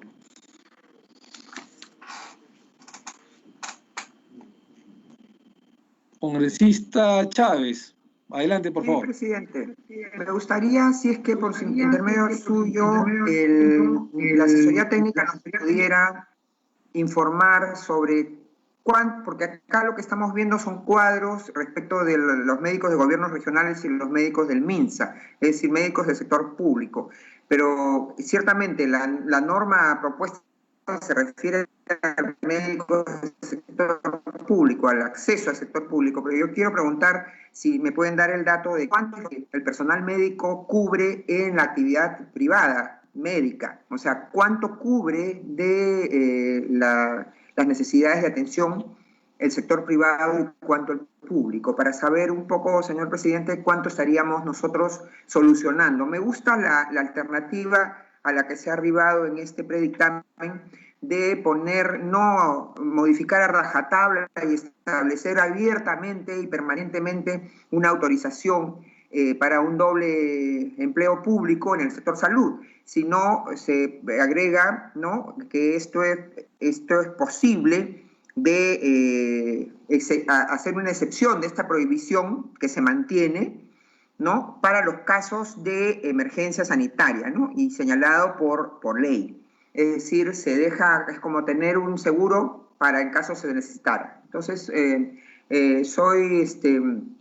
diríamos, me simpatiza, señor presidente, esa flexibilidad. Porque soy consciente, presidente, y lamentablemente todavía no ha sido respondido a mi despacho, pero en mi despacho hemos tenido conocimiento, y también en la semana de representación, de que tanto el MINSA como el propio de salud tienen graves problemas de personal asistencial, así como personal administrativo, pero en este caso más trascendente es el tema del personal asistencial, que se ha dado de baja temporalmente por acogiéndose al derecho de proteger su propia salud y o en el caso de personas que son personal asistencial, desde médicos, enfermeras, tecnólogos, etcétera, pero que tienen alguna contingencia personal que los expone a sufrir grave riesgo en caso que se contagien, sea por la edad, sea por alguna enfermedad de fondo, como diabetes, como hipertensión, etcétera. Entonces, buena parte también del problema se ha agudizado, no solamente por ese tema de que no se permite doble trabajo en el sector público, sino por el hecho de que gran parte del personal del sector público, no sé si no tengo el dato de los centros de salud privados, pero sé que en el sector público, es decir, MINSA, la red nacional MINSA, con toda su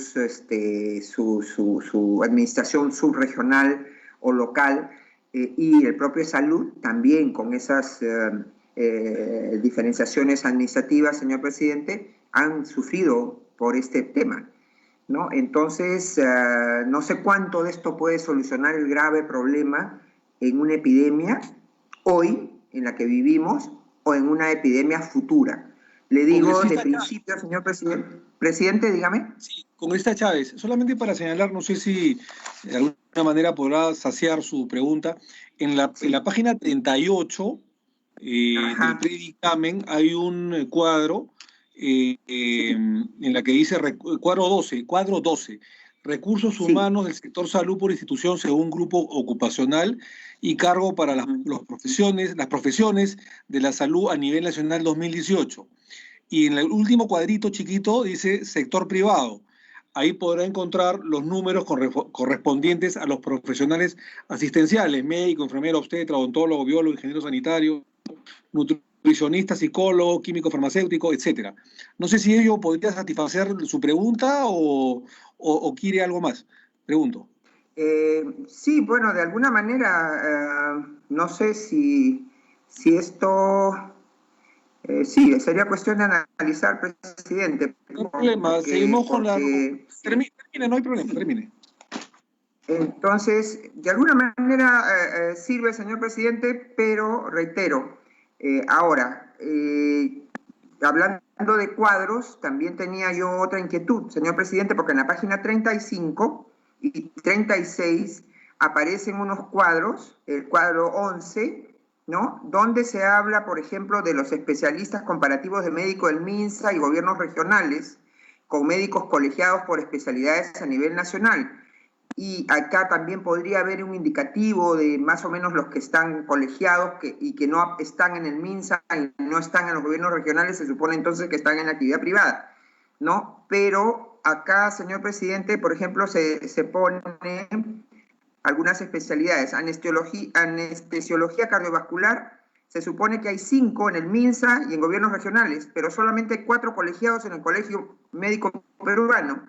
Es decir, hay -1, no entiendo. O sea, habría uno que está contratado en el MINSA y en los gobiernos regionales como especialista anestesiólogo cardiovascular, pero que no tiene esa calificación ni colegiatura en el colegio médico. Peor aún, señor presidente, en el caso de la especialidad de cirugía cardiovascular, donde en el MINSA hay 24 y donde el Colegio Médico del Perú habrían 11 y hay una brecha de 13. No entiendo bien, quería también que se me precise eso. ¿Qué significa Colegio Médico Peruano 2020, la columna? ¿Significa que son todos los que están colegiados o son los que están en actividad privada? ¿No? No entiendo bien, quería también que me hagan esa aclaración, señor presidente. Pero en todo caso, reitero, ¿cómo ayudaría